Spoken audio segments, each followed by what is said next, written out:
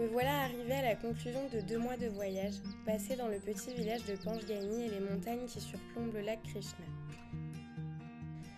Une immersion totale auprès des 27 artisans du Devray Art Village, rendue possible grâce à Mandakini Mathur et Suresh Pongati. 2 belles et grandes personnes à l'origine de cette initiative depuis 2008. Dans les ateliers de fortune, certains s'essayent à l'anglais et d'autres me parlent en hindi, mais ce qu'ils ont tous en commun, c'est ce dessin créatif et cette volonté d'innover des pratiques ancestrales, sans oublier d'y ajouter un design aux lignes contemporaines. Cette organisation à but non lucratif a fait du roc d'Okra sa spécialité. Un mélange entre un procédé vieux comme le monde, celui de la cire perdue, et l'utilisation d'une pierre méticuleusement choisie en guise de support.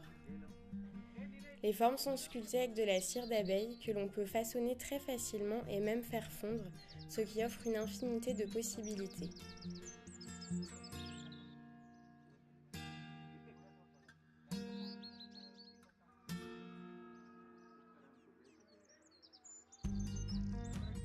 Ici, on peut voir une vache qui, si vous ne le savez pas déjà, est l'animal sacré par excellence dans ce pays qui m'est si cher, l'Inde.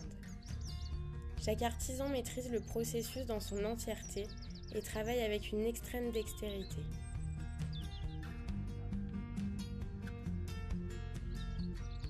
Voyez plutôt cette finesse dans la réalisation du premier moule de boue qui sera enrobé d'une seconde couche. Toute étape demande un savoir-faire particulier et pour m'y être laborieusement essayé, je vous garantis que l'habileté n'est pas innée.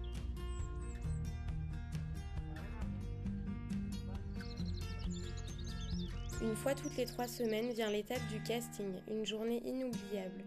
L'effervescence bat son plein de l'aube jusqu'au coucher du soleil. On commence par enduire le four de boue fraîche, on prépare les œuvres, on les humidifie, on les cajole.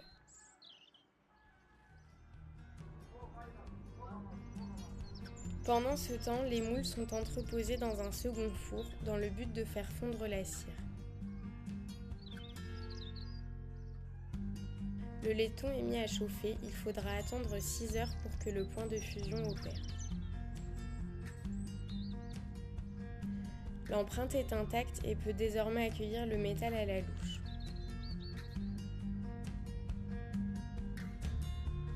Tout le monde retient son souffle à l'ouverture des moules et s'affaire dans la fourmilière. Comme des enfants qui découvrent un trésor, on le nettoie, on le ponce, on l'embellit et on le polit. Chacune des pièces est unique et demande 20 jours pour être sous son plus bel éclat. C'est vous dire avec quel amour c'est fabriqué. La passion et la fraîcheur ont permis au Devray Art Village de développer d'autres techniques afin de réaliser des bijoux, décorations murales, ustensiles de cuisine et autres surprises. Parmi elles, je voudrais vous parler de l'organic casting, la définition même de la connexion entre l'art et la nature, ce qui, à mon sens, est primordial et dégage une énergie vraiment particulière. Pour cela, on ramasse au fil des saisons des feuilles, des branches, des noyaux et tout ce que peut offrir ce paysage magnifique. Le principe est le même, mais le laiton va prendre parfaitement la forme de l'élément naturel choisi. On peut aussi réaliser des éléments indépendants que l'on pourra venir souder afin de faire quelque chose de plus majestueux. Ce qui me touche chez ces personnes qui respectent les traditions, c'est leur touche d'imagination, de folie, le rapport intime avec la matière et tout ce qui fait de chaque œuvre une expérience accomplie. Parce que le Devray Art Village est un exemple social, éthique, économique et environnemental qui forge sa réussite sur le bien-être des artisans, qui met sur le devant de la scène ces hommes avec un grand H. La créativité n'est pas indépendante des conditions de vie et lorsque l'on comprend cela, on ouvre ses portes à d'innombrables richesses. Je voudrais dire merci. Merci pour cet exemple de savoir-vivre et de respect dont nous devrions tous nous inspirer.